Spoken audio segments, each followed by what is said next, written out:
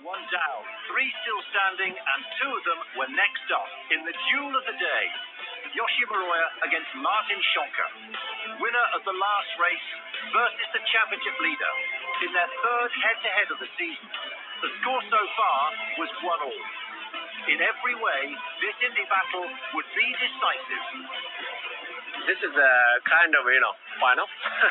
I need to, go up to the world champion. So just push and also be clean. Of course, it was quite a surprise for us to meet each other in round of 14 that early. I was expecting Yoshi to meet a little later. Muroya had been drawn to fly against Schonker because he qualified so poorly. An engine problem had left him down on power. We are ready, and we found a little bit not good working engine yesterday, so we fixed it. So we are, good to go now. Now, what a lot of the opinion leaders are saying, Paul, is that both of these guys will go through. One will be the fastest loser, one will win the clash. But of course, as we've seen with Pete McLeod, you start picking up penalties and that story changes quickly. Here we go with Yoshi Muroya, one of the four pilots hoping to lift the World Championship in the last round of the Red Bull Air Race World Championship. Gates 1, 2 and chicane is gate 3. Look how those gates are blowing, and Muroya is in trouble. Just gets right through gate 3A, B and C. First vertical turn. He's not enjoying this win. No, and he looked incorrect level in gate 4. I was just about to say that. Yoshi is looking very nervous. He's looking very, very edgy. Look, the controls are not. He's very shy of level there.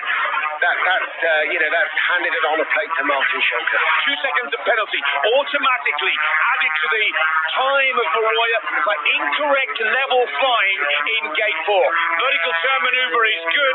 Yoshi's now got the plane at optimum speed, and now he's handling it much quicker and slicker as he enters lap 2. Yeah, this is a classic example of Yoshi not enjoying the slow aeroplane in the first lap, but now he's fed up. He's got his rhythm back, but it's too late. Too late indeed. Second vertical turn maneuver doesn't make the same mistake twice. Now, that hands this round to Martin Schonker. Surely, Paul, here's the error. Well, Yoshi's played his part of this story. Now it is Schonker's turn. The standing start through gate 1, 146.3 knots. That's one of the fastest gate 1 entry speeds we've seen so far this week. Well, he is benefiting, isn't he, from this tailwind into that part of the track. And Martin has to fly clean. Looking very good so far. How aggressive is he going to be here? That looks conservative, but he did turn in the top there. Look at the drift there as he comes through that descent gate, as he finishes the first lap. This is looking good from Martin, and I think if he can stay clean, he is on track to progress into the next round. Chicane for the second time now, and into the second vertical turning maneuver.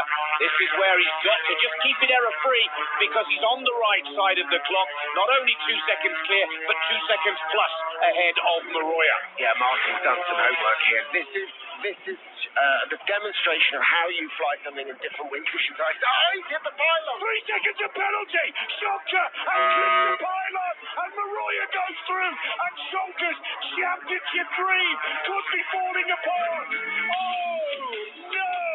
Schonker's in trouble.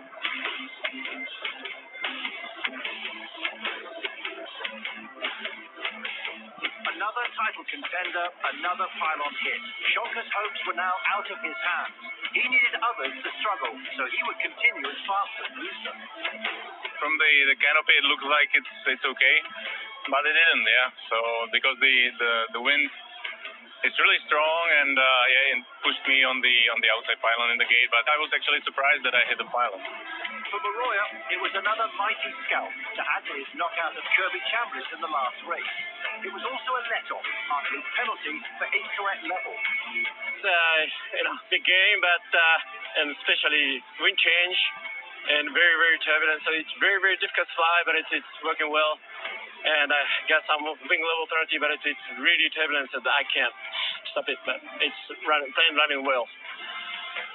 Heat 3 featured Peter Podlundsek against the outgoing champion Matthias Doldra in Podlundsek's final race before retirement. Doldra was determined to repeat 2016's race victory, so Slovenia's national champion would be hard pushed to go out on a high.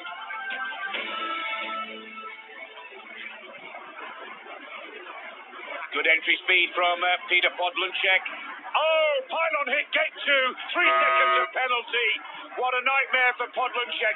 This possibly will be his last performance after announcing his retirement before coming to the IMS here in the USA.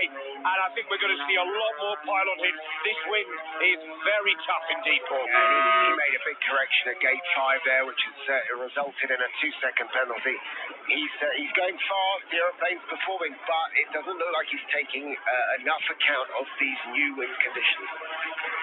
Steve McLeod said in his interview just a few moments ago, it's like a brand new track that you haven't practiced or had chance to warm up in any shape or form. There's another 2-second penalty, incorrect level, gate 11, this time for the Slovenian pilot, giving Peter 7 seconds as he's now on the homeward track, just 3 gates to go, giving a golden opportunity for the winner here last year, Matthias Doldra of Germany, to advance through to the round of 8.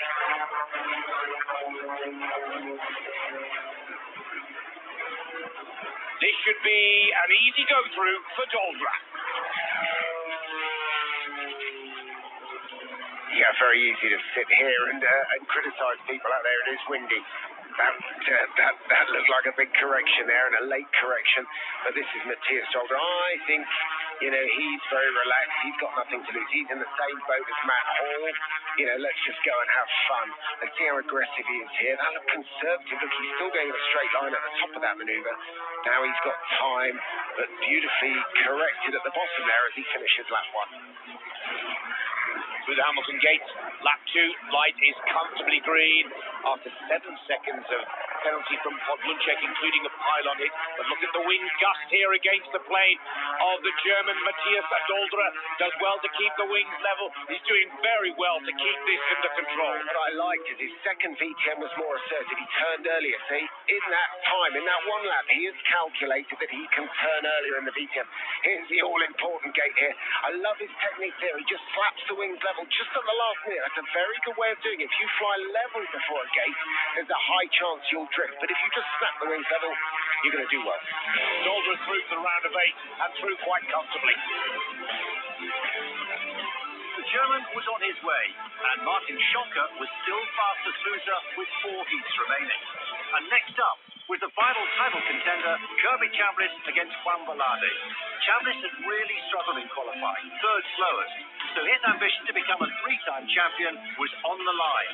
Worryingly for the Texan, Velarde was back on song, 4th in the last race and 3rd fastest in qualifying.